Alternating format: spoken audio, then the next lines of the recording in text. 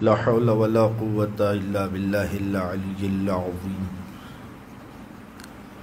حسبنا الله ونعم الوكيل ونعم المولى ونعم النصير أعوذ بالله من الشيطان الرجيم بسم الله الرحمن الرحيم الحمد لله الذي ليس لقضائه دافع ولا لعطائه مانع ولا كصنعه صنع صانع وهو الجواد الواسع ثم الصلاة والسلام وتحية والإكرام على شرف الأنبياء والمرسلين حبيب إله العالمين حبيب قلوبنا وطبيب نفوسنا وشفيع ذنوبنا مولانا أبي القاسم محمد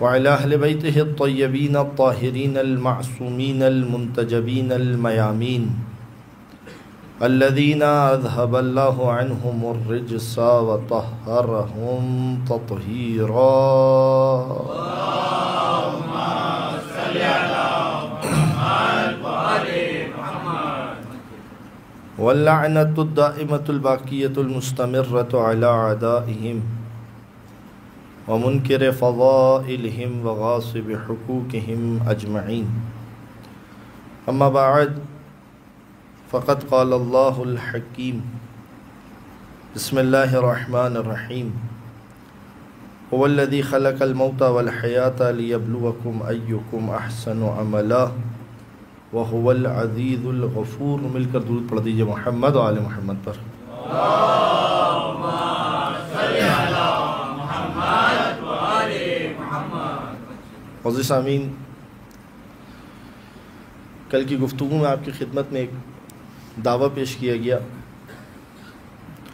اور پھر اس دعوے کی دلیل میں 3 روایتیں میں نے آپ کی خدمت میں پیش کی، مختلف ائمہ سے مختلف الفاظ کے ساتھ، مگر تینوں روایت ایک ہی نتیجے پر پہنچاتی ہے کہ ولایت اہل بیت انسان کو جنت کا حقدار بناتی ہے۔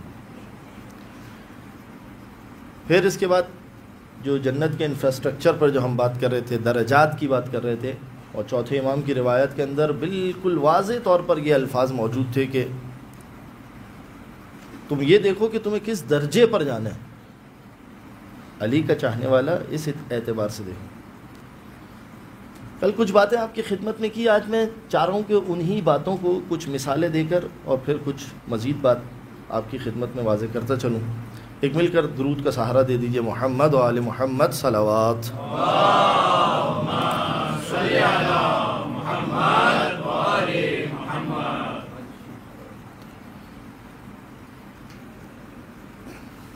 دیکھیے، بعض اوقات اگرچہ کہ کل بھی میں نے اپنی گفتگو میں اس نقطے کو واضح کیا تھا کہ میں اور آپ یہ دیکھ کر عمل کریں کہ ہم عمل کریں امام کی رضا کی خاطر، اہل بیت علیہم السلام۔ اس کا یہ مطلب نہیں ہے قطعاً، اور یہ بات آپ لوگوں کے لیے واضح ہوگی کہ قطعاً اس کا یہ مطلب نہیں ہے کہ مولانا عمل کیا ہمارا کوئی کام نہیں کرے گا، یعنی اس کا مطلب جب جنت ہے ہی، علی ولی اللہ پڑھ کے جنت مل گئی تو اب باقی ساری ذمہ داری سے ہم فارغ ہو گئے۔ تو آپ مسلسل مجالس سماعت فرماتے ہیں اور یقیناً آپ یہ جانتے ہیں کہ کوئی ایک عام انسان بھی آپ کو یہ بات کرتا ہوا نظر نہیں آئے گا۔ میں کہہ رہا ہوں، دیکھیے، اپنے معیار عبادت کو اتنا بلند کیجئے کہ جہاں پر اہل بیت ہمارے معیار عبادت کو دیکھنا چاہتے ہیں۔ یہ اہم نقطہ ہے۔ چند مثالیں دیتا ہوں آپ کی خدمت میں۔ میری اور آپ کی کوشش کیا ہونی چاہیے، جو کل کی مجلس کا نتیجہ، کہ میرے عمل سے اہل بیت راضی ہیں۔ مولانا کیا ہوگا اہل بیت کو راضی کر کے؟ توجہ کی مشہور روایت ہے، میں صرف اشارہ دے رہا ہوں۔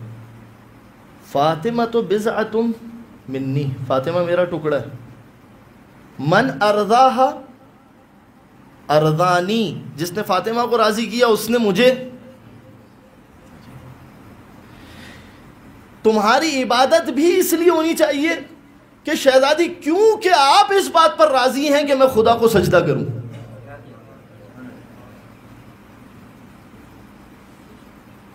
توجہ فرما رہے ہیں؟ مطلب آپ مجھے بتائیے آپ کے ذہن میں کیا ہے؟ رضائیت فاطمہ زہرا بڑی چیز ہے یا جنت بڑی چیز ہے؟ کیا کہتا ہے آپ کا خود ذہن، مطالعہ، مجلس؟ کیا چیز بلند ہے؟ شہزادی کی رضا بلند ہے یا آپ کی خدمت میں جنت بلند ہے؟ یعنی توجہ کیجئے، پروردگار عالم نے سارا کا سارا دین، جب کائنات کے رسول نے یہ کہا من ارضاہا ارضانی ومن آذاہا آذانی، جس نے فاطمہ کو اذیت دی اس نے مجھے اذیت دی، جس نے فاطمہ کو راضی کیا اس نے مجھے راضی کیا. اب میں آپ سے سوال کرتا ہوں، یہ بتائیے ایک شخص نماز بھی پڑھتا ہو، روزہ بھی رکھتا ہو، حج بھی کرتا ہو، جہاد بھی کرتا ہو، سارے کے سارے کام کرتا ہو، مگر شہزادی کو اذیت دے،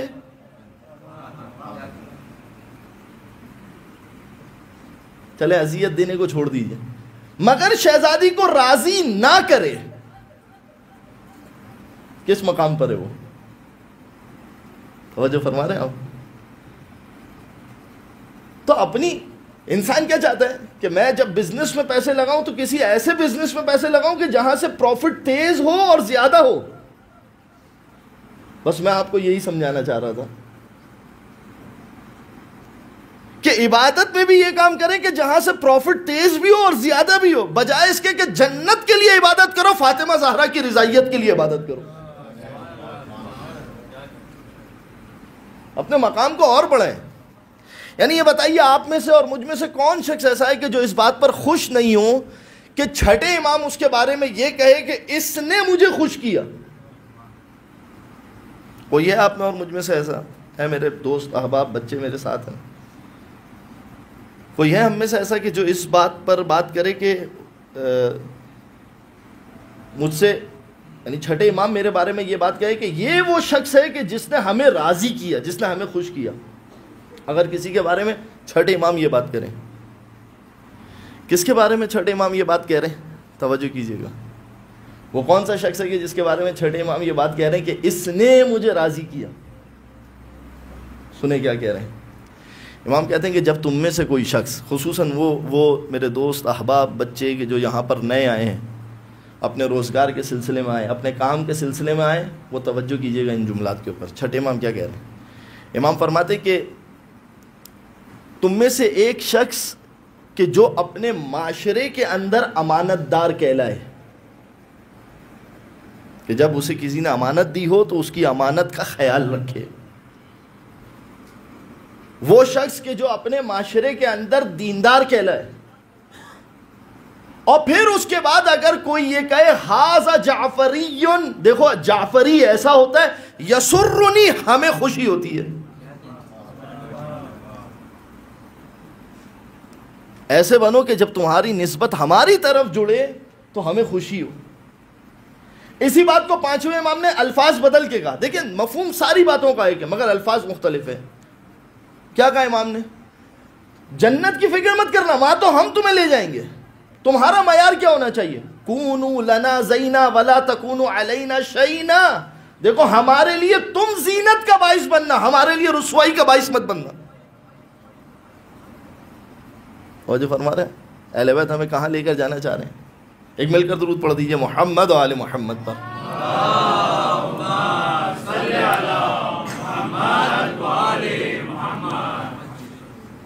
لہٰذا علی ابن ابی طالب، اب آپ دیکھیے مولا کا اپنا جملہ دیکھیے جو خود مولا اپنی عبادت کے بارے میں کہہ رہے ہیں. جب مولا عبادت کی تقسیم کر رہے ہیں کہ پروردگار تیری عبادت کرنے والے 3 قسم کے لوگ ہیں.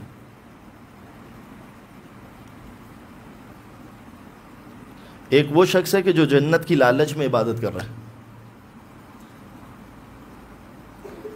مشکل نہیں ہے انسان کرے جنت کی لالچ میں عبادت، مگر میں کیونکہ کل جو باتیں کی ہیں ان کی تائیدات پیش کر رہا ہوں آپ کی خدمت میں، اس لیے کہ ممبر ذمہ داری کا نام ہے. کہا کہ 3 کی پروردگار تیری عبادت کرنے والے 3 قسم کے لوگ ہیں. پہلا گروہ کون سا ہے؟ وہ کہ جو جنت کی لالچ میں عبادت کر رہا ہے. مولا نے کہا یہ تاجروں کی عبادت ہے. دیکھیے کس معیار پر لے کے جانا چاہتے ہیں مولا ہمیں. کہا یہ تاجروں کی عبادت ہے، کیونکہ تاجر کیا کرتا ہے؟ جہاں پر بھی پیسہ لگائے گا وہاں نفع دیکھے گا. دوسرا گروہ وہ ہے کہ پروردگار جو جہنم کے خوف سے عبادت کرتا ہے، کہ جسے وہ یہ نہیں ہے کہ جنت ملے یا نہ ملے، بس کچھ پروفٹ، کچھ تاجر ایسے بھی ہوتے ہیں نا، کہتے ہیں بھائی کسی کام کے اندر نفع ملے یا نہ ملے، کم سے کم نقصان تو نہ ہو.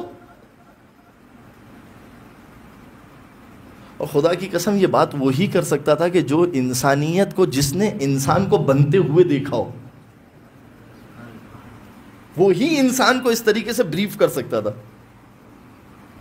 کہ دوسرا وہ گروہ ہے کہ جو اس وجہ سے عبادت کرتا ہے کہ ٹھیک ہے پروفٹ نہیں ہو رہا، کوئی مسئلہ نہیں ہے، جنت نہیں مل رہی، مسئلہ نہیں ہے، کم سے کم جہنم میں تو نہ جاؤں. دوسرا یہ گروہ. مولا نے کیا کہا؟ تیسرے وہ لوگ ہیں کہ جو تجھے لائق عبادت سمجھ کر عبادت کرتے ہیں.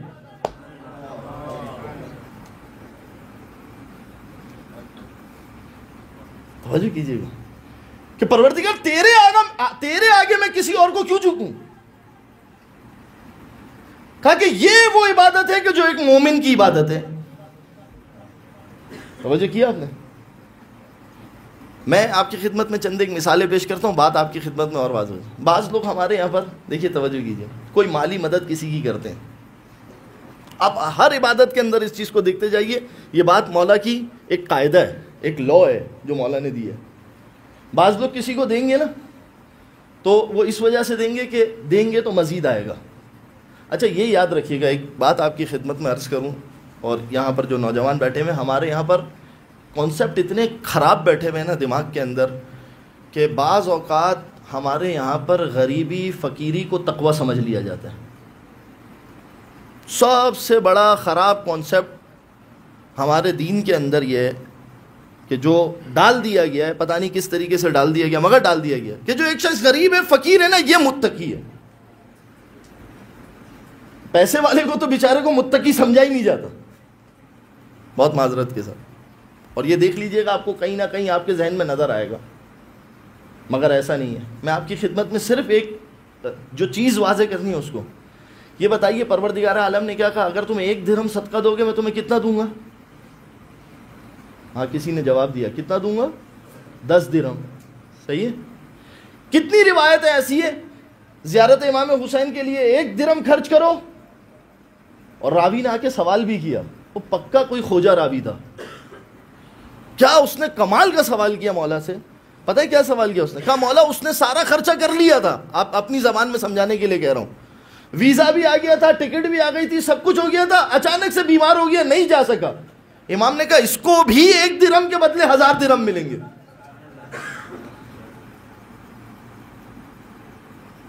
توجہ فرمایا. اچھا اب میرا آپ سے سوال یہ ہے، اگر پروردگار پیسے والا ہونا اتنی بری چیز تھی تو 1 کے بدلے میں 10 کیوں؟ یہ تو پیسے بڑھانے کی بات کر رہا ہے. توجہ کیجئے، سوچئے اس چیز کو. 1 کے بدلے میں 1000 کیوں؟ یعنی ادھر بندہ خرچ کر رہا ہے، تو بڑھانے کی بات کر رہا ہے.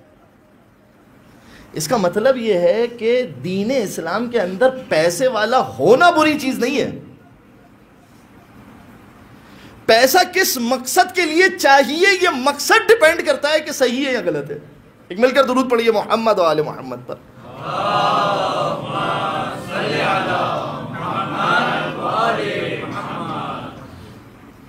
لہذا بعض لوگ ٹھیک ہے بس جا کے دیکھیے کتنی روایات ہیں. بہرحال اب میں ذکر کروں گا تو پھر میری بات کہیں سے کہیں نکل جائے گی اور موضوع جو ہے وہ تشنا رہ جائے گا. لہذا آپ دیکھیے اہل بیت کے کلام کے اندر اس اعتبار سے ان چیزوں کو دیکھیے کہ کتنی جگہوں پر ایسا ہے کہ اہل بیت علیہ السلام نے خود روایات کے اندر ہمیں بتایا کہ دیکھو یہ خرچ کرو گے تمہیں یہ ملے گا، یہ خرچ کرو گے تمہیں یہ ملے گا. مگر معیار کو بلند کرنا چاہتے ہیں کہ اس وجہ سے مت دو، ٹھیک ہے ملے گا، مگر تمہاری نظر یہاں نہیں ہونی چاہیے. تمہاری نظر یہ ہونی چاہیے کہ اس کے ذریعے سے میں کیا چیز مرضی پروردگار خرید پاؤں گا یا نہیں خرید پاؤں گا. تمہارا مورل اتنا بلند ہونا چاہیے. اس انداز سے ساری کی ساری چیزوں کو دیکھیے. ایک مل کر درود پڑھ دیجئے محمد و آل محمد. اللہم صلی علی محمد و آل محمد.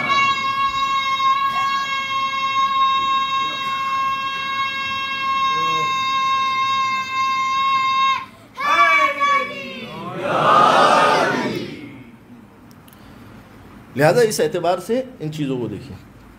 اور روایات دیکھیے, درجات, جو جنت کی ہم نے درجات کی بات کی, ان سارے درجات کو دیکھتے جائیے کہ پروردگار عالم کہاں پر, کس منزل پر, کس موقع پر انسان کو کس درجے پر رکھ رہا ہے. کل والی روایات آپ کے ذہن میں, آخری روایت جو میں نے کل پڑھی تھی, اگر وہ آپ کے ذہن میں ہو تو میں یہاں سے بات کو اب آگے لے کے جا رہا ہوں. وہاں پر امام نے کیا فرمایا, ایک جملہ جو تم کسی مومن کو اچھے انداز سے اسے تسلی دے دو, کتنے درجے میں فرق کرے گا؟ 100,000 سنتن, 1,00,000 سال کا سفر ان دو درجوں کے درمیان. اب آپ ذرا توجہ کیجئے, اس کے درمیان درجات کتنے ہیں. ایک اور روایت آپ کی خدمت میں پیش کروں, امام حسین کی زیارت کے حوالے سے. ایک شخص سے سب کچھ کرتا ہے. کامل الزیارت کے اندر 4 روایات ہیں, 4 روایت ایک ہی مفہوم کو بیان کر رہی ہے مگر 4 روایت. یہ جنت کا یہ بھی ایک درجہ ہے.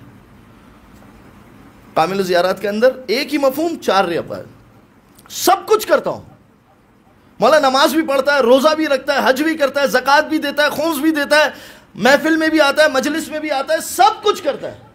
اب دیکھیے راوی سوال کیا کر رہا ہے, مولا ایک مسئلہ ہے. مسئلہ کیا ہے؟ امام حسین کی زیارت کو اہمیت نہیں دیتا. زیارت امام حسین کو اہمیت نہیں دیتا. اب سنیں جواب کیا ہے امام کا. دیکھیے اس جواب پر توجہ کیجئے گا, اگر آپ فوراً سے سمجھ گئے تو میرے لیے آسانی ہوگی, میں پھر آگے بڑھ جاؤں گا. امام نے کہا 2 روایتیں ہیں. کہا ان دخل الجنہ, اگر جنت میں داخل ہو بھی گیا. اللہ اکبر. یعنی ایک مرتبہ آپ مجھے دعوت کے لیے بلائیں اور آپ مجھ سے کہیں کہ مولانا آپ دعوت پر آئیں گے, میں کہوں اگر میں آ گیا تو 3 بجے آؤں گا. یعنی اس کا مطلب کیا, ممکن ہے کہ میں آؤں ہی نا. وجہ فرما رہے ہیں. زیارت امام حسین میں کوتاہی. ان دخل الجنہ, اگر جنت میں داخل ہو گیا. کان فیہا کالضیفان, جنت میں ایسے ہوگا کہ جیسے کسی کے گھر مہمان آیا ہو. سب کچھ کیا تھا دنیا کے اندر, سب کچھ خرچ کیا تھا, مال خرچ کیا, پیسہ خرچ کیا, سب کچھ خرچ کیا, لیکن اگر داخل بھی ہو گیا تو کیسے داخل ہوگا؟ کان فیہا کالضیفان, ایسے داخل ہوگا کہ جیسے کوئی مہمان آیا. اب مہمان کسی گھر میں کتنے دن رکتا ہے؟ توجہ کیجئے عزیزوں, میں آپ کی خدمت میں جملہ کہوں, یہ زیارت حسین میں کوتاہی ہے اگر کوئی محبت حسین میں کوتاہی کرے.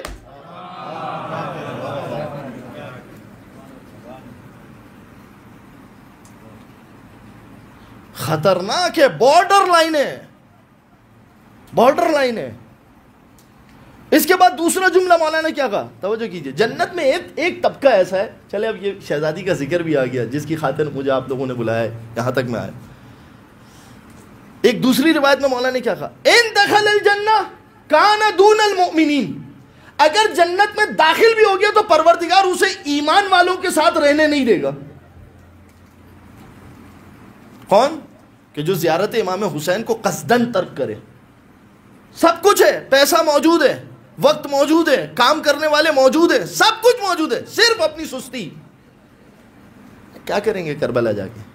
اور آپ ذرا سوچئے, اب تو ماشاءاللہ ایسے ایسے شیطان آپ کو ملیں گے جو آپ سے یہ کہیں گے, ارے کیا کرو گے وہاں جا کے, کسی غریب پر دے دو, اسکول پڑھا لو کسی بچے کو. جا کے دیکھیے اللہ, دین دین دین واقع دین افواہ الناس پر نہیں چلتا. کتاب الحج اس میں ایک روایت ہے, وہی روایت بعینی امام حسین کی زیارت کے لیے بھی فٹ ہوتی ہے. دیکھیے کیا ہے, راوی آیا, اس نے کہا مولا ایک شخص نے ایک بار حج کر لیا ہے, میرے ساتھ ہیں آپ لوگ, توجہ کیجئے گا, مطلب کو درک کرنے کی کوشش کیجئے گا انشاءاللہ. ایک درود پڑھیے تاکہ میری بات آسان ہو جائے. صلی علی محمد و آل محمد. اس نے کہا مولا یقولون ہؤلاء القصاص یا یقولو ہؤلاء القصاص، یہ جو قصے سنانے والے ہیں، یہ جو خطبہ ہیں جو آتے ہیں، یعنی اس زمانے سے اس کا مطلب یہ چیزیں تھی، یہ خطابت کا سلسلہ، یہ بیان کرنے کا سلسلہ، جبھی یہ مولا کیا سامنے آ کے اس طرح سوال کہ یہ قصاص جو ہے، یہ قصے سنانے والے یہ کہتے ہیں کہ تم نے ایک بار حج کر لیا نا، اب جو ہے نا وہ باقی پیسے جو ہے نا وہ تم صدقے میں خرچ کرو، غریبوں کی مدد کرو، مومنین کی مدد کرو۔ اچھا میں منع نہیں کر رہا، دیکھیں کل میں نے روایت پیش کی ہے اس حوالے سے، انسان جس طریقے سے آپ باقی چیزوں کو بیلنس کرتے ہیں نا، اس طریقے سے یہاں پر بھی بیلنسنگ فارمولا استعمال کریں۔ کہا کہ یہ کہتے تم نے ایک بار حج کر لیا نا، اب جو ہے وہ غریبوں کی مدد کرو، یتیموں کی مدد کرو، اور یہ ساری چیزیں جو بھی ایکس وائی زیڈ چیزیں۔ امام نے پتہ کیا جملہ کہا؟ کذبوا واللہ کذبوا، خدا کی قسم یہ جھوٹے ہیں، یہ جھوٹے ہیں، جھوٹے ہیں۔ اب اس کے بعد امام نے علت بتائی، کہا اس لیے کہ دیکھو حج کون کرے گا؟ حج کون کرے گا؟ غریب آدمی کرے گا، پیسے والا۔ زیارت پر کون جائے گا؟ غریب آدمی جائے گا، پیسے والا۔ کہا کہ یہ جھوٹے ہیں قصے سنانے والے۔ کیوں؟ کہا اس لیے کہ پروردگار عالم نے اس گھر کو اسی لیے بنایا ہے کہ لوگ اس کی طرف آئیں۔ پیسے والا اگر ایک مرتبہ آئے اور باقی ساری خدمت کرتا رہے تو غریب تو ویسے ہی آ نہیں سکتا، پیسے والا سارا پیسہ وہاں خرچ کر دے تو اس گھر پر کون آئے گا؟ کون آئے گا پھر؟ تو پھر یہ تو گھر تنہا رہ جائے گا۔ تو پروردگار عالم نے جس مقصد سے اس گھر کو بنایا تھا تو کیا ہوگا؟ توجہ فرما رہے ہیں؟ لہٰذا یہ فوراً سے کہہ دینا نا، بڑے مزے سے کہہ دینا، ارے 4 دفعہ تو تم زیارت پر ہوا ہے، چھوڑو کسی غریب کو کھلا دو۔ Who are you؟ کون ہو یار آپ؟ جبکہ مزے کی بات آپ کو بتاؤں، وہ بندہ جو 5ویں مرتبہ زیارت پر جا رہا ہوگا نا، اسے حسین نے اتنا دیا ہوگا کہ وہ کام بھی کرتا ہوگا، یہ کام بھی کرتا ہوگا۔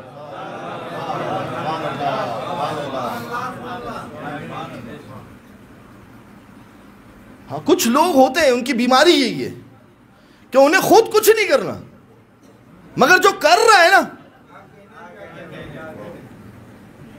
اور مزے کی بات یہ ہے کہ ان کے ساتھ ایک بڑا مسئلہ یہ ہے کہ یہ کچھ نہیں جانتے مگر یہ جانتے کہ ہم سب جانتے ہیں۔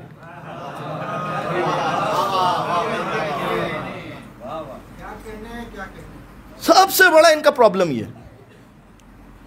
اب دیکھیے امام کس انداز سے بیان کر رہے ہیں، سمجھا رہے ہیں، اور امام نے کہا جھوٹے ہیں یہ لوگ جو اس طرح کی بات کر رہے ہیں۔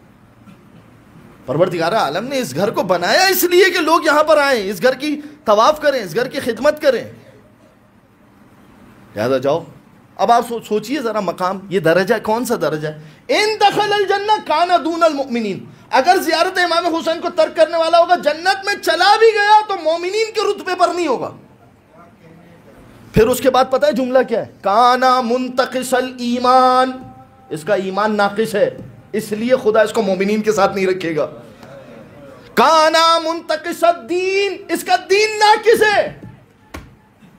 اب یہاں پر کوئی بچہ مجھ سے سوال کر سکتا ہے مولانا مومن کے علاوہ بھی کیا کوئی جنت میں ہوگا؟ کوئی بچہ مجھ سے یہ سوال کر سکتا ہے۔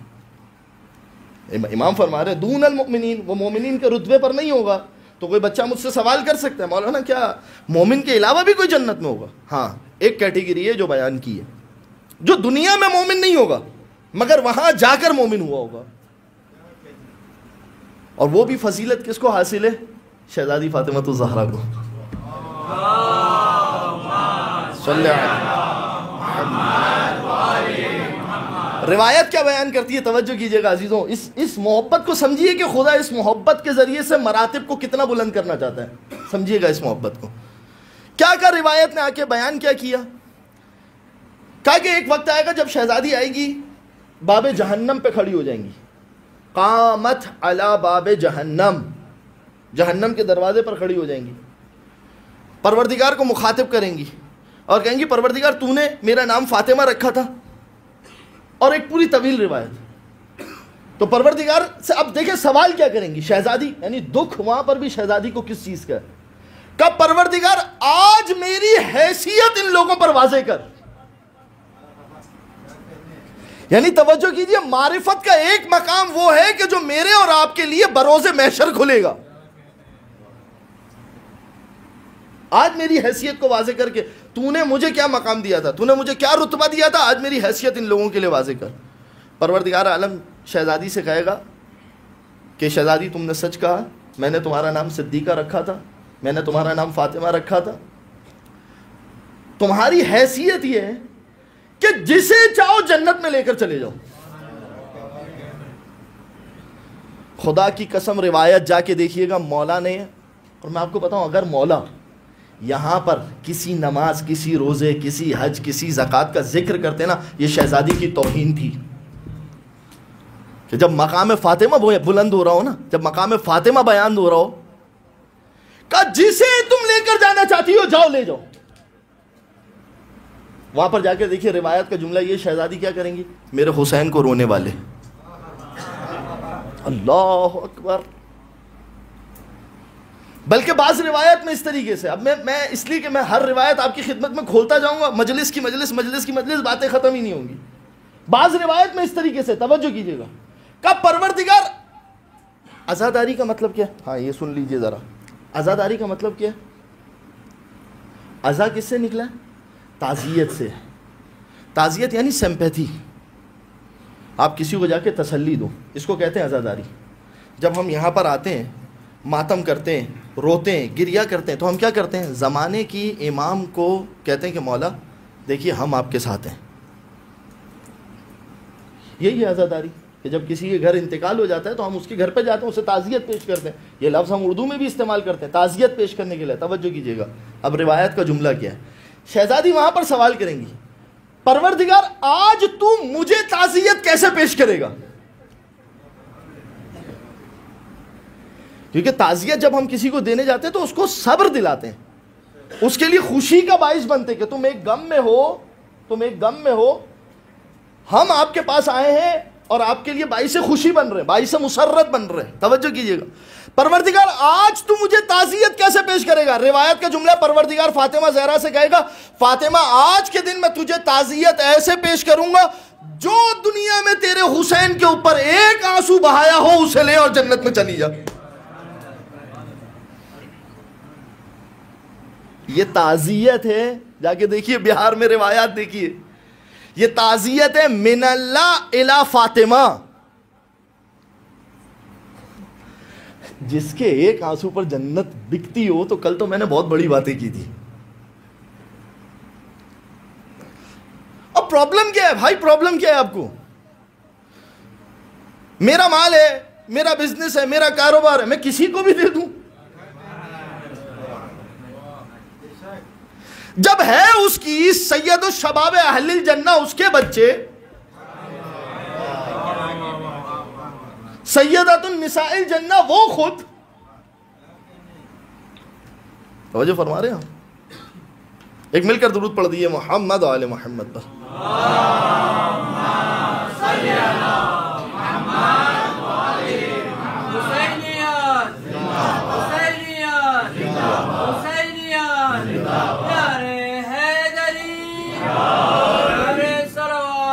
اللہم صلی علی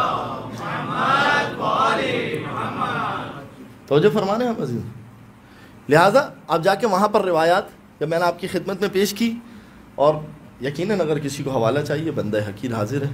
آپ حق رکھتے ہیں اس بات کا کہ آپ مجھ سے سوال کریں، مولانا آپ یہ ساری باتیں کہاں سے پڑھ رہے ہیں، یقیناً اس بات کا حق رکھتے ہیں. ایک اور چیز، میرے بچے بیٹھے ہوئے ہیں، نوجوان بیٹھے ہوئے ہیں، یاد رکھیے کہ دو لوگوں نے پروردگار عالم سے سوال کیے تھے. سوال دونوں کا ٹیپیکل تھا، لیکن پروردگار عالم نے ایک کو بارگاہ سے نکال دیا، ایک کو جواب دیا. اچھا اعتراض کیا فرشتوں نے نہیں کیا تھا خلقت آدم پہ؟ اعتراض تو فرشتوں نے بھی کیا تھا، اعتراض شیطان نے بھی کیا تھا. مگر جہاں لہجے میں تکبر ہو نا، وہاں پر پروردگار بھی کہتا ہے کہ تو اس قابل نہیں ہے کہ تجھے جواب دیا جائے، فخرج منہا. لہذا انسان سوال کرنے کا لہجہ درست کرے اپنا. آپ عالم کو سکھانے مت جائیں، آپ عالم سے سیکھنے جائیں. آپ کا حق ہے سوال کرنا. مولانا آپ نے یہ باتیں پڑھی, ممکن ہے کوئی ایسی روایت ہو جو آپ نے پڑھ رکھی ہو, آپ وہ روایت لے کر میرے پاس آئے, مولانا پھر یہ روایت کیا کہہ رہی ہے, مولانا پھر اس روایت سے, بہت اچھی بات ہے, مزہ آئے گا, ڈیبیٹ ہوگی, گفتگو ہوگی, بات اور آگے بڑھے گی. لہذا بہرحال لہذا یہ دیکھیے آپ کہ جنت کے درجات سب کچھ کیا ہے اس نے, مگر زیارت امام حسین کو ترک کیا. پروردگار عالم کیا کہہ رہے ہیں, اگر داخل ہوگا جنت میں تو کیسے داخل ہوگا, گویا کہ وہاں پر مہمان ہے. اگر رہے گا تو ایسے کہ دون المؤمنین, پروردگار عالم اسے ایمان والے کا رتبہ دینے کے لیے تیار نہیں ہے. تیسرا رتبہ کیا ہے, جو شہزادی کے, جب شہزادی اپنے چاہنے والوں کو, اپنے حسین پر رونے والوں کو سب کو لے کر جنت میں چلی جائے گی. اب سنیے روایت کیا ہے. اس کے بعد فاطمہ کے چاہنے والے یہ کہیں گے, پروردگار کچھ لوگ ایسے تھے جو دنیا میں ہم سے نفرت کرتے تھے کیونکہ ہم فاطمہ سے محبت کرتے تھے. توجہ رکھیے, پروردگار آج ہم چاہتے ہیں کہ ان نفرت کرنے والوں کو ہمارا مقام پتہ چلے. توجہ کی, خدا کی قسم اگر میں ہوں گا تو سب سے پہلے کسی وہابی ملا کی طرف دیکھوں گا اور کہوں گا آج دیکھو ہمارا مقام کیا ہے. اس کے بعد پروردگار کہے گا, دیکھو اب تمہیں ہم کیا فضیلت دے رہے ہیں, جس نے تمہارے ساتھ فاطمہ کے نام پر کوئی ایک نیکی کی ہے اس کا ہاتھ پکڑو, اپنے ساتھ جنت میں لے جاؤ.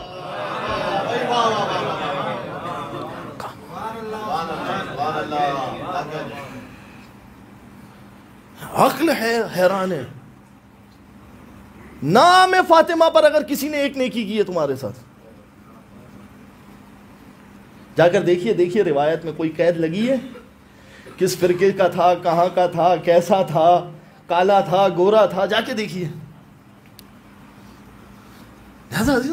یہ جو مقام ہے نا, مقام اہل بیت علیہ السلام. میں ایک جملہ اکثر کہتا ہوں اپنے دوستوں سے, اپنے گھر والوں سے, اپنے شاگردوں سے, ایک جملہ کہتا ہوں, جس دن آپ کو ایسا لگے نا کہ ہم نے مقام اہل بیت کو سمجھ لیا, سمجھنا کہ نہیں سمجھا, اور جس دن آپ کو ایسا لگے نا کہ ہم نے مقام اہل بیت کو نہیں سمجھا, سمجھنا کہ سمجھ لیا, آنکھ سے. لہذا آپ جا کے دیکھیے درجات. ایک درود پڑھ دیجئے, محمد و آل محمد.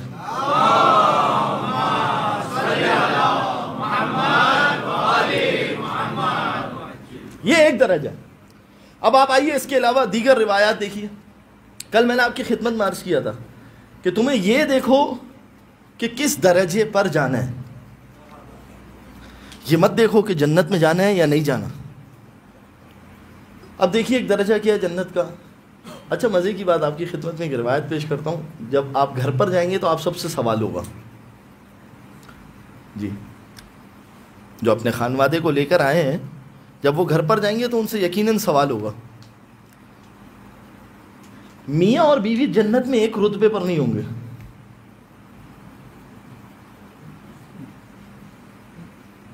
آپ خوش ہو سکتے, میرا چہرہ تو کیمرے کے سامنے. ایک درجے پر نہیں ہوں گے, الگ الگ درجہ ہوگا. مگر کمال دیکھیں کیا ہے اللہ, مگر کیونکہ پروردگار عالم کی رضائیت کو دیکھتے ہوئے زندگی بھر ساتھ رہے نا. چھٹے امام کے پاس صحابی آیا, اس نے یہ سوال کیا. آنے کے بعد کہتا ہے مولا, یعنی اس کا مطلب دیکھیے اس زمانے میں بھی یہ سوالات تھے لوگوں کے ذہنوں میں.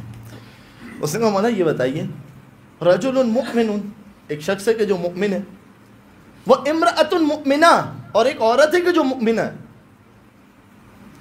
کیا یہ دونوں جنت میں بھی جوڑا بن کر داخل ہوں گے؟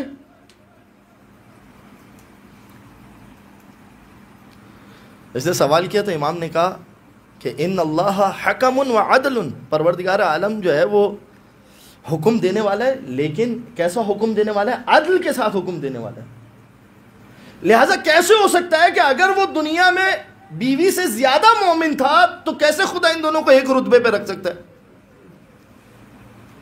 اور اگر بیوی شوہر سے زیادہ مومنہ تھی تو کیسے ممکن ہے کہ پروردگار عالم اس کو شوہر کے رتبے پر رکھے؟ وہ تو عادل ہے, یہ نہیں کر سکتا. اب پریشان ہوا, یہ کوئی محبت کرنے والا تھا, پریشان ہوا. اس نے کہا مولا پھر کیا ہوگا؟ کہا ہاں ایک چیز ہے, ان اللہ خیرہ, پروردگار عالم اسے اختیار دے گا. اگر وہ مومن ہوگا تو خدا اس کو اختیار دے گا. کہ کیا تو یہ چاہتا ہے کہ تیری زوجہ کو تیرے ساتھ رکھا جائے؟ اچھا اب مزے کی بات یہ، کچھ لوگ اچھے اچھے کام اس لیے کرنا شروع کر دیں گے کہ زوجہ سے ایک رتبہ اوپر ہوں. اور مکھی بھائی تو ہمارے کہیں گے کہ مولانا آیا تو مکھی دو. مگر توجہ کیجیے یہ کتنی لطیف، یعنی آپ دیکھیں اہل بیت کی روایات، باریکیاں موجود ہے روایات کے اندر. یہ ہے نور اہل بیت، یہ ہے کلام اہل بیت. اب اس سے پروردگار عالم سوال کرے گا، کیا تو یہ چاہتا ہے کہ تیری زوجہ کو تیرے ساتھ رکھا جائے؟ تو وہ کہے گا کہ پروردگار میں چاہتا ہوں. اگر وہ ایکسپٹ کرے گا تو پروردگار عالم اس کی توجہ کیجیے یہاں پر بھی کمال کیا ہے. خدا یہ نہیں کہے گا کہ تو نیچے والے رتبے پر آ جا، زوجہ سے کہے گا کہ تو اس کے ساتھ جڑ جا. اس کا درجہ بلند کر دیا جائے گا. اور اگر زوجہ زیادہ مومنہ ہوئی تو اب زوجہ سے سوال کیا جائے گا، کیا تم چاہتی ہو کہ یہاں پر بھی اس کے ساتھ رہو؟ اچھا کنڈیشنز آپ وہاں پر لگا سکتے ہیں کہ پروردگار اس شرط کے ساتھ کہ یہاں پر بھی دوسری کا منع نہیں کر دے. یہ وہاں پر آپ کنڈیشن لگا سکتے ہیں. دنیا میں تو منع کیا ہوا تھا. تو بہرحال اب پروردگار سوال کرے گا، کیا یہاں پر تم چاہتی ہو کہ اس کے ساتھ رہو؟ پروردگار وہ کہے گا کہ ہاں میں چاہتی ہوں کہ ابھی اب اسی شوہر کے ساتھ رہوں. تو پروردگار عالم انہیں جوڑ دے گا. اب ایک سوال آپ کے ساتھ گھر جا کے ہوگا، اور وہ سوال یہ ہوگا کہ یہ بتائیں کہ اگر آپ مجھ سے زیادہ مومن ہوئے تو کیا آپ مجھے اختیار کریں گے؟ تو اس کا جواب سوچتے ہوئے جائیے گا. ایک درود پڑھ دیجئے محمد و آل محمد پر.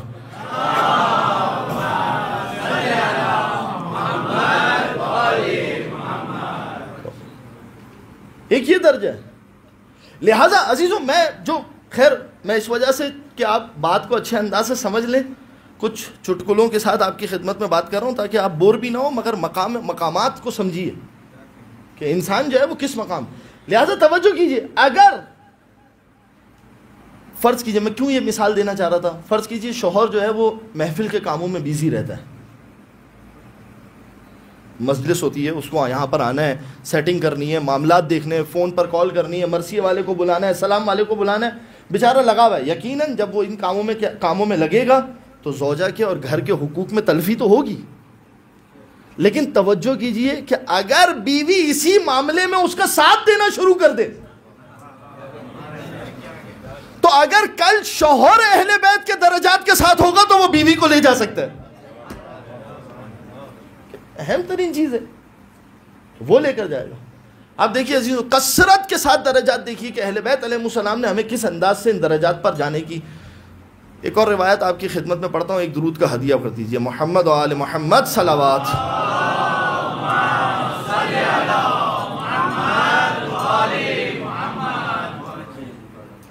اب یہ دیکھیے یہ درجات ہیں. اب سنیے گا ایک اور روایت.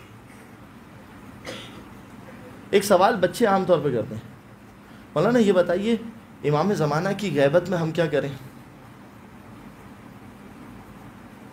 بچے کرتے ہیں، یہ غیبت کا دور ہے، اس غیبت کے دور میں ہم کیا کریں؟ بہت سارے کام کرنے کے، ان میں سے ایک کام یہ ہے کہ مودت اہل بیت. اب دیکھیے یہاں سے اس مودت اہل بیت کا درجہ کیا ہے. آپ سب نے یہ روایت سن رکھی ہے، سلمان و منا اہل البیت. سلمان کس میں سے؟ ہم اہل بیت میں سے. میرا آپ سے سوال ہے، کیا ہم اس درجے پر جا سکتے ہیں؟ اچھا نفس سے سلمان بننا ایک خارج الامکان چیز ہے، مگر منا کے مرتبے پر آنا روایت بتا رہی ہے کہ آ سکتے ہو. اب یہ منا کا مرتبہ کتنا بڑا مرتبہ ہے. اس سے بڑا مرتبہ، ایک مرتبہ امام آپ سے کہیں کہ تم ہم میں سے ہو، یہ ایک مقام ہے. ایک مرتبہ اگر امام کہے کہ ہم تم میں سے ہے کہ نہیں ایک درجہ. سنیں روایت کیا کہہ رہی ہے. شیخ صدوق نے اس روایت کو عمالی صدوق میں لکھوایا، کیونکہ عمالی اس کتاب کو کہتے ہیں کہ شیخ صدوق بیان کر رہے تھے اور شاگرد لکھ رہے تھے. عمالی املا سے نکلا ہے، املا کروانا یعنی لکھوانا. سنیے گا روایت. فرماتے ہیں کہ طوبی لمن تمسکا بحبلنا فی غیبت قائمنا، جو ہماری رسی سے قائم کی غیبت میں جڑا رہے اس کے لیے خوشخبری ہے. الثابتین لموالاتنا وبراءۃ من اعدائنا، وہ لوگ کہ جو ہماری محبت پر ثابت قدم ہے اور ہمارے دشمن سے براءت پر بھی ثابت قدم ہے، ان کے لیے خوشخبری ہے. اب توجہ کیجئے کتنی چیزیں ہو گئی؟ 3 چیزیں. میرے ساتھ رہیے گا تھوڑا سا، اگر میں آپ کو بور کیا تو معذرت چاہتا ہوں، مگر مقامات ہیں اہل بیت علیہ السلام کی ولایت کے. توجہ کیجئے 3 باتیں کہی امام نے اس روایت میں. پہلی بات کیا ہے؟ وہ شخص کہ جو ہماری رسی سے جڑا رہے، ہماری محبت پر ثابت قدم رہے. 2 باتیں. تیسری بات کیا ہے؟ والبراءۃ من اعدائنا، ہمارے دشمن سے براءت کرے.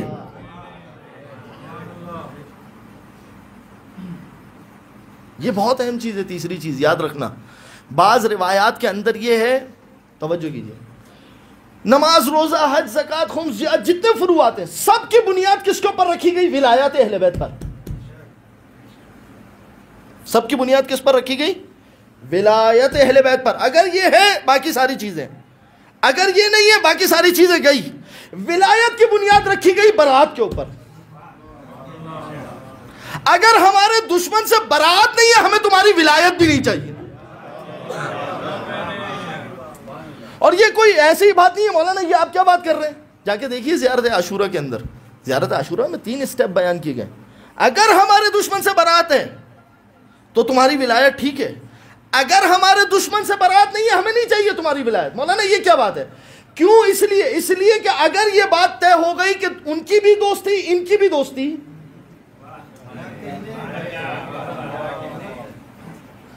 ہاں بالکل طے. ورنہ یقین جانے کائنات کے رسول کے لیے دین پھیلانا کوئی مشکل کام تھا ہی نہیں. اس لیے کہ کفار آ کے کیا کہہ رہے تھے؟ کہہ رہے تھے کہ دیکھو 360 خداؤں کو تو مانتے ہیں، 361 کر لو. کائنات کے رسول کہہ رہے تھے نہیں، پہلے 360 کی نفی کرو اور ایک کو مانو. جو معاملہ توحید کا ہے وہی معاملہ ولایت کا ہے. آپ جا کے دیکھیے روایات ہے. اب میں جی چاہتا ہے کہ کھولوں روایات، نکالوں روایات، بات کو آگے بڑھاؤں، معرفت کے درجات طے کروں، مگر پھر آپ کے چہرے دیکھ کر میری ہمت نہیں ہوتی کہ میں اب اور کوئی روایت کھولوں. یا تو آپ متحیر ہیں یا پریشان ہیں، مجھے نہیں سمجھ میں آ رہا. ایک درود پڑھ دیجئے محمد و آل محمد پر.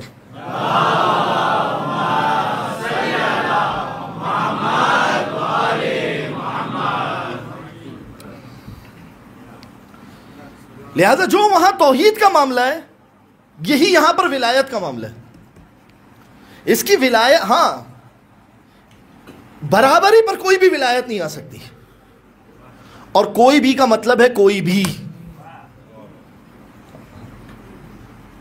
ولایت نہیں آ سکتی. کسی کی بھی ولایت ہو، اہل بیت کے عرض میں کوئی ولایت نہیں آ سکتی.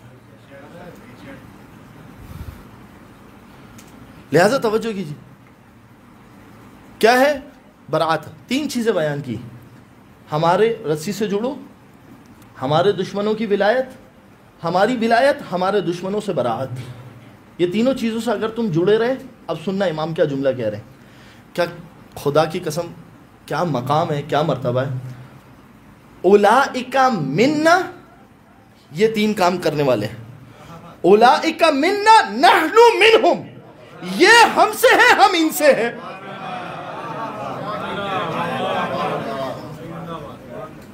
کمال ہے واقعا. اب آپ دیکھیں توجہ کیجئے، دو جملے میں آپ کی خدمت میں پھر روایت کو کھولوں گا.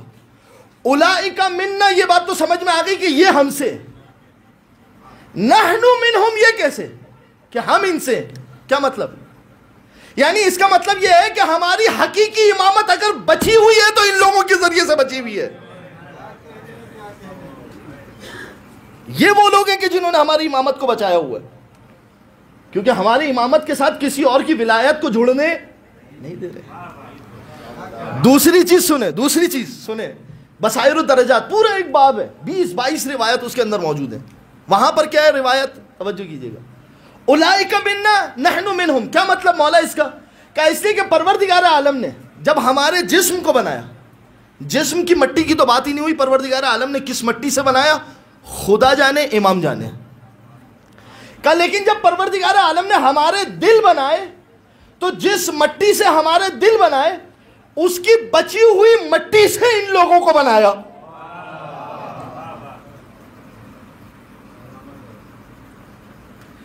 کہتے ہیں نا کہ جس کے پاس جیسی چیز ہو نا وہ اسی طرف مائل ہوتا ہے. فارسی میں ایک شعر ہے، کند ہم جنس با ہم جنس پرواز، کبوتر با کبوتر باز با باز. کبوتر آپ کو کبوتروں کے ساتھ اڑتا ہوا نظر آئے گا، باز آپ کو باز کے ساتھ اڑتا ہوا نظر آئے گا. کہ اولئک منا ونحن منہم. پھر اس کے بعد جملہ پتہ ہے کیا کہا ہے امام نے؟ دیکھیے عزیزوں کمال ہے، میں کہہ رہا ہوں نا، منزلیں طے کرنا اور ایک ایک جملے پر رکنا. ایک مرتبہ میں یہ کہوں کہ میں امام سے راضی ہوں، ہے نا، رضیت باللہ ربا وبمحمد صلی اللہ علیہ وآلہ نبیا وبالاسلام دینا وبالقرآن کتابا وبعلی اماما وبالحسن والحسین، ہے یا نہیں؟ اچھا یہاں پر اگر ہر نماز کے بعد پڑھو تمہارا ایمان باقی رہے گا جب سب کے ایمان ہل جائیں گے. یہاں نہیں، وہاں دیکھو، اسمع افہام اسمع افہام. خدا کی قسم یہ علی کی ولایت کا کمال ہے کہ مردہ ہے مگر بتاؤ کیونکہ زندہ ہے.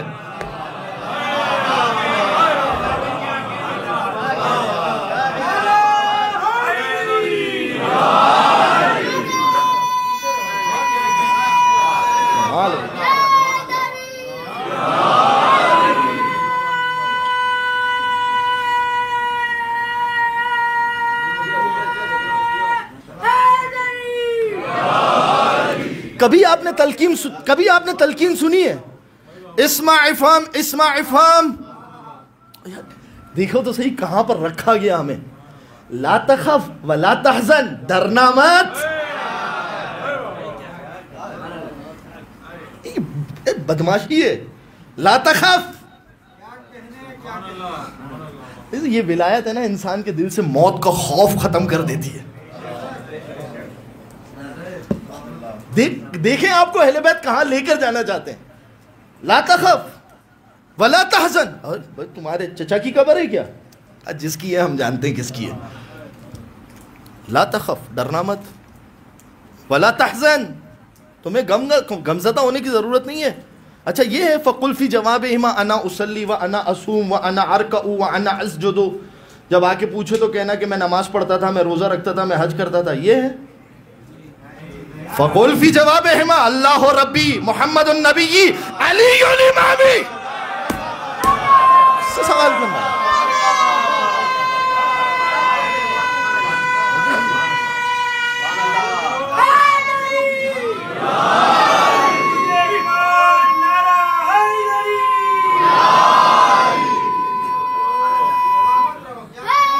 وجہ کی.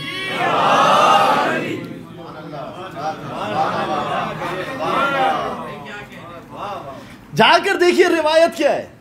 یہ میں نے پھر آگے کی بات کی ہے، یعنی یہ پست مرتبے کی بات کی ہے، اس سے اوپر کی روایت ہے. روایت یہ ہے کہ جب تلقین پڑھائی جا رہی ہوتی ہے نا، پہلی تلقین پڑھاتے قبر کو بند کر دیتے ہیں، اس کے بعد سب کو کہتے ہیں کہ 40 قدم دور چلے جاؤ.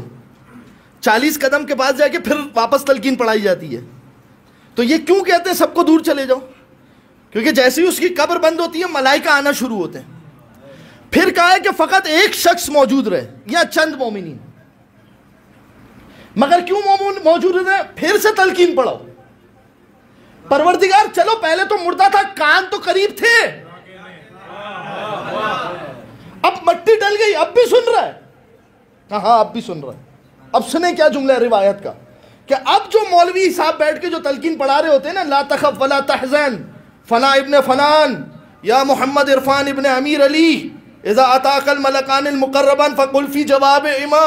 کہہ دینا ان کے جواب میں ڈرنا مت، یہ سب کہہ دینا. اب ملائکہ آتے ہیں اور آتے ہیں، ایک ملک دوسرے ملک کو دیکھ کے کہتا ہے جو پوچھنے آئے تھے وہ تو بتا دیا، چلو.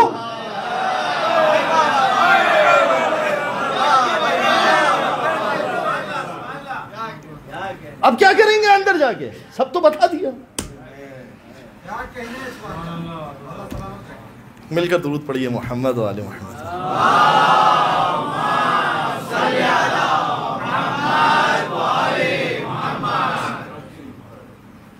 کوئی چیز ہے جو موت کا خوف ختم کر سکتی ہے؟ فقط علی کی ولایت. جا کے دیکھیے حارث ہمدانی، جا کے دیکھیے دعبل خزائی. حارث ہمدانی لڑکھڑاتے ہوئے آئے مولا کے پاس، کہ مولا بس جانے والا ہوں، مرنے والا ہوں، بوڑھا ہو چکا ہوں، کمر جھک چکی ہے. حارث ہماری ولایت پہ کے گھبراتے ہو؟ علی نے 3 فضیلتیں بتائیں. اب میں روک رہا ہوں یہاں پر بات کو. 3 فضیلتیں علی نے بتائی. بوڑھا شخص ہے، ہاتھ میں لکڑی ہے، کانپتا ہوا آ رہا ہے، جب واپس جا رہے ہیں نا کمر کو سیدھی کرتے ہوئے جا رہے ہیں. اب حارث کو پرواہ نہیں ہے کہ کل مروں یا آج مروں. علی نے اتنا مطمئن کر دیا. صرف ولایت اہل بیت ہے، کوئی چیز آپ کو خوف دور نہیں کر سکتی. اس انداز سے ولایت کو لیجئے. ولایت علی ابن ابی طالب. یہ فرینکلن کے لیے ہم ولایت علی ابن ابی طالب سے جڑے. فرینکلن تو ان کے نوکر کے نوکر. توجہ کیجیے، جس کی روایت جا کے معارف ہے نا، معارف اہل بیت ایک سطح ہے، ایک سطح چھوڑ دیجیے. دیکھیے جا کر علی ابن ابی طالب کا مقام کیا ہے. علی کے ساتھ جڑے نا، کس طریقے سے جڑے. مولا بستر رسول پر سوئے تھے شب ہجرت.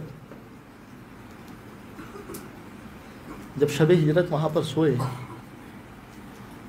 کس کو بچایا؟ یہ جملہ میرا یاد رکھنا. کس کو بچایا؟ خدا کی اس حبیب کو کہ جس کے صدقے میں خدا نے ساری دنیا خلق کی تھی. اس کو بچایا نا. پتہ ہے پروردگار نے کیا دیا؟ جا کے دیکھیں روایت میں. شب ہجرت علی کی ایک سانس کا ثواب اتنا ہے کہ جب محشر کے میدان میں علی کے چاہنے والے کا نامہ اعمال خراب ہوگا، گناہوں کا پلڑا نیچے جھک رہا ہوگا اور نیکیوں کا پلڑا اوپر جا رہا ہوگا، یعنی گناہوں کا پلڑا کیا ہوگا؟ بھاری ہوگا. علی ابن ابی طالب اپنی ایک سانس جو شب ہجرت علی نے لی ہے، ایک سانس کا ثواب علی کہے گا پروردگار میرے ماننے والوں کے نامہ اعمال میں میری ایک سانس کا ثواب لکھ دے، علی کے سارے شیعہ بخشے جائیں گے. ایک سانس.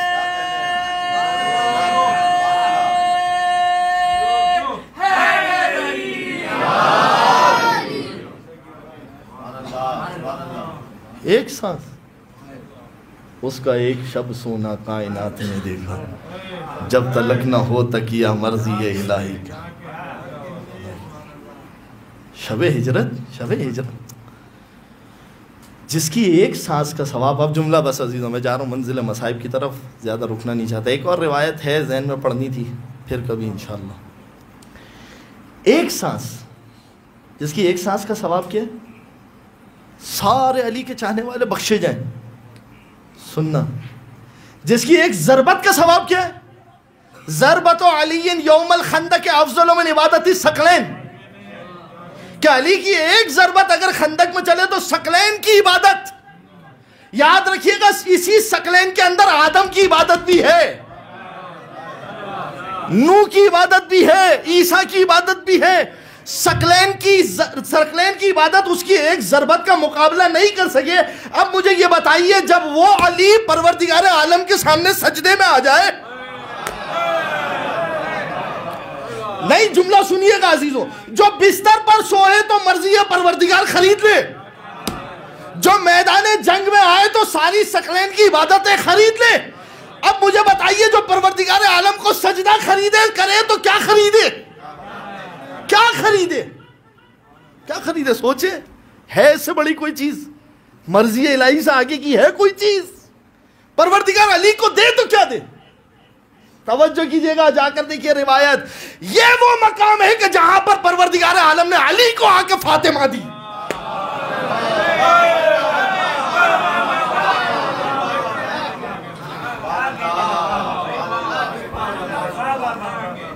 ایسے ہی نہیں مل گئی شہزادی. یہ وہ مقام ہے.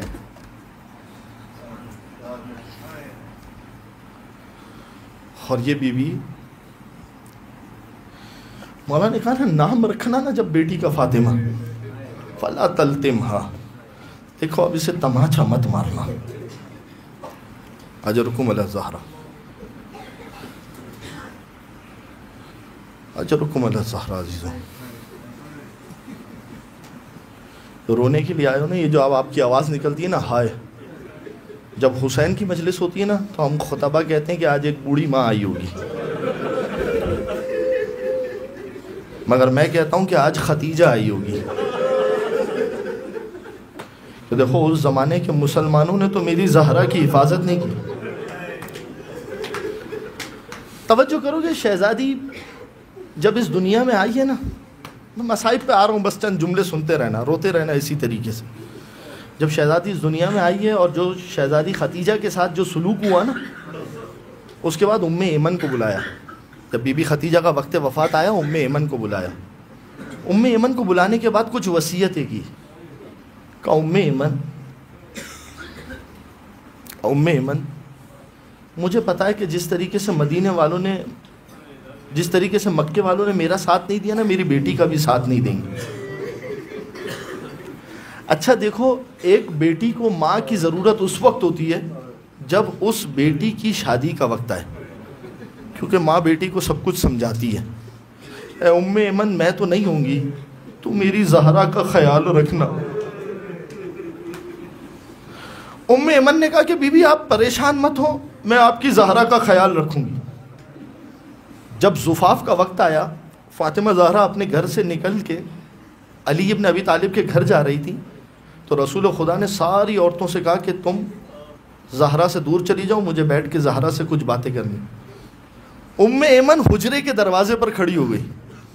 کائنات کے رسول کو شیڈو نظر آیا، سایہ نظر آیا۔ ایک مرتبہ پوچھا کون ہے دروازے پر؟ ام ایمن سامنے آئی، کہا یا رسول اللہ میں ہوں۔ کہا میں نے نہیں کہا تھا کہ تم سب چلے جاؤ؟ کہا حضور غلطی ہو گئی، میں نے ختیجہ سے ایک وعدہ لیا تھا،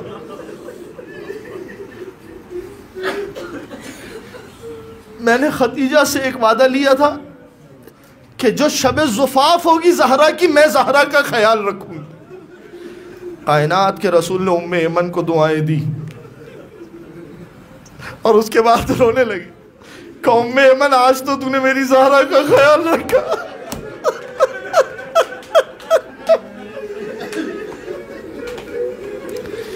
اجرکم علی الزہرا۔ عزیزو فارسی شاعر ایک شعر کہتا ہے ای کاش فدک این ہمیں اسرار نہ داشت، اے کاش مدینہ در و دیوار نہ داشت۔ کاش کہ مدینے میں یہ دروازہ ہوتا ہی نہ۔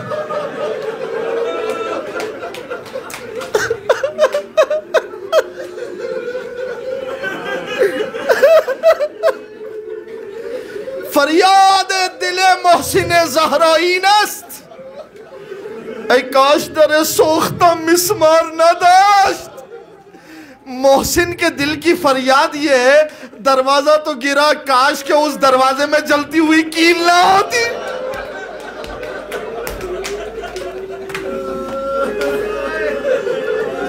رونے والا سننا جملہ، سننا جملہ پڑھ رہا ہوں۔ یہ جو کیل تھی نا، یہ 61 ہجری میں آ کے تیر بن گئی۔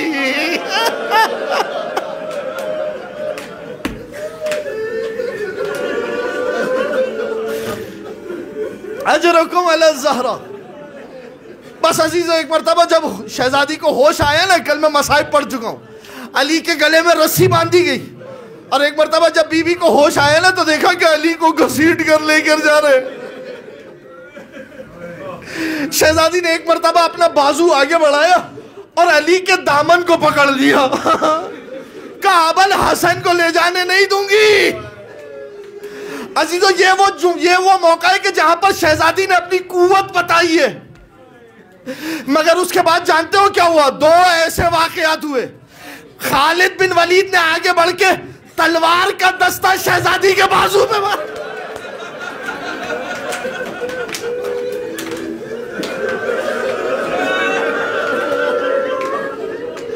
شہزادی کا بازو ٹوٹ گیا۔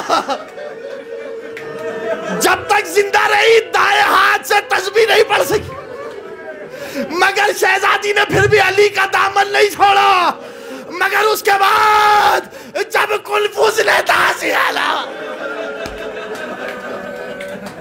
عزیزہ جملہ سننا، کسی نے آ کے مولا علی سے سوال کیا، مولا یہ خلیفے کے دور میں کنفوس کو بیت المال سے زیادہ پیسے کیوں دیے جاتے؟ میرے مولا نے رو کر کہا اس لیے کہ اس نے زہرا کو کوڑا مارا۔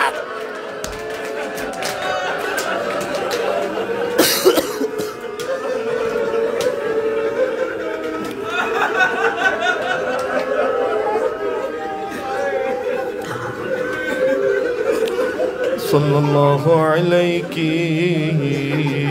یا بنت رسول اللہ،